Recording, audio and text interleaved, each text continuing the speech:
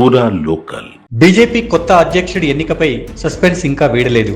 మరో 10 రోజుల తర్వాత కానీ దీనిపై స్పష్టత వచ్చే అవకాశం కనిపించడం లేదు. దీనిపై ఆర్ఎస్ఎస్ బీజేపీ అగ్రనేతలు పూర్తి స్థాయిలో కసరత్తు చేస్తున్నారు. పార్టీపై పూర్తి స్థాయిలో పట్టు ఉండడమే కాకుండా ప్రభుత్వంతో సమన్వయం చేసే సత్తా ఉన్న నేతకే పట్టం కట్టే అవకాశం ఉంది. గత పార్లమెంటు ఎన్నికల తర్వాత ఆర్ఎస్ఎస్ కూడా బీజేపీ పటిష్టతపై దృష్టి సారించిందని అంటున్నారు. గత ఎన్నికల్లో బీజేపీ సీట్లు తగ్గడమే దీనికి కారణం.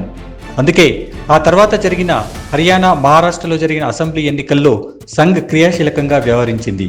ఇప్పుడు వచ్చే పార్లమెంటు ఎన్నికల్లో పార్టీ సొంతంగా మెజారిటీ సాధించే దిశగా పావులు కలుపుతోంది. అందుకే కొత్త అధ్యక్షుడి విషయంలో ఆచితూచి వ్యవహరిస్తోంది. దీనిపై ఆర్ఎస్ఎస్ నేతలు ప్రధాని మోదీతో కూడా చర్చించినట్టు తెలుస్తోంది.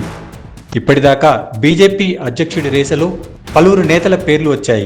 ముఖ్యంగా కేంద్ర మంత్రులు శివరాజ్ సింగ్ చౌహాన్, భూపేంద్ర యాదవ్ల పేర్లు ప్రముఖంగా వినిపించాయి.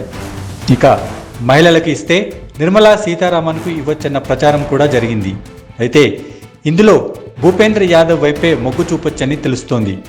దీనిపై ఇప్పటికే ఆర్ఎస్ఎస్, బీజేపీ నేతల మధ్య ఏకాభిప్రాయం కుదిరిందని కూడా అంటున్నారు. రాజస్థాన్కు చెందిన భూపేంద్ర యాదవ్కు ఎన్నికల వ్యూహకర్తగా మంచి పేరుంది. 2017 యూపీ ఎన్నికల్లో బీజేపీ విజయంలో ఆయన కీలకంగా వ్యవహరించారు. ఆ తర్వాత బీహార్, మహారాష్ట్ర అసెంబ్లీ ఎన్నికల్లోనూ భూపేంద్ర వ్యూహాలు ఫలించాయనంటారు. ఎక్కడ ఎన్నికలు జరిగినా ఆయన్ను పంపిస్తారన్న పేరుంది. కింది స్థాయి నుంచి కార్యకర్తలను ఎన్నికలకు సన్నద్ధం చేయడంలో ఆయన ప్రత్యేక శైలి అనుసరిస్తారు. సంఘ్తో మంచి సంబంధాలుండడం కూడా ఆయనకు కలిసి వస్తోంది. అటు మోదీ, అమిత్ షాలు కూడా భూపేంద్ర విషయంలో సానుకూలంగా ఉన్నట్టు తెలుస్తోంది. పైగా ఓబీసీ కావడం కూడా భూపేంద్రకు ప్లస్గా మారింది. ఇప్పుడు దేశవ్యాప్తంగా బీసీ నినాదం మారుమోగుతోంది. ఇలాంటి సందర్భంలో భూపేంద్ర యాదవ్ను అధ్యక్షుడిని చేస్తే బీసీలను ఆకట్టుకునే అవకాశం ఉంది. త్వరలో జరిగే బీహార్ అసెంబ్లీ ఎన్నికల్లో కూడా అడ్వాంటేజ్గా మారుతుంది. బీహార్లో దాదాపు 80 నియోజకవర్గాల్లో యాదవ కమ్యూనిటీ కీలకంగా ఉంది.